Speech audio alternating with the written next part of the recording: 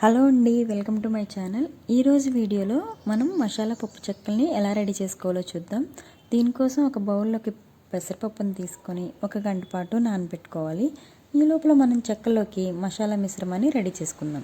దీనికోసం ముందుగా ఒక మిక్సీ జార్ తీసుకొని అందులోకి సన్నగా కట్ చేసుకున్న పచ్చిమిర్చి, అల్లం, జీలకర్ర, కరివేపాకు అలాగే ఉప్పు వేసుకొని కచ్చాపచ్చాగా గ్రైండ్ చేసుకోవాలి.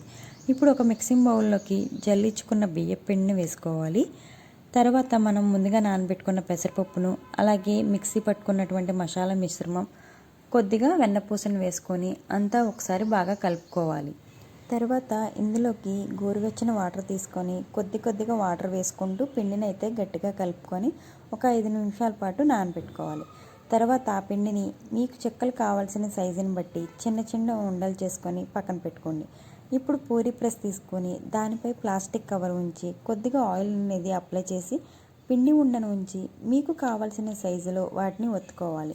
తర్వాత స్టవ్ మీద ఒక కళాయి పెట్టుకొని అందులోకి ఆయిల్ అనేది వేసుకొని ఆయిల్ అనేది హీట్ అయ్యాక చెక్కలను నూనెలో వేసుకొని లైట్ గోల్డెన్ బ్రౌన్ కలర్ వచ్చేంత వరకు వీటిని కాల్చుకోవాలి. అంతే అండి, ఎంతో టేస్టీగా ఉండే క్రిస్పీగా ఉండే మసాలా పప్పు చెక్కలు రెడీ.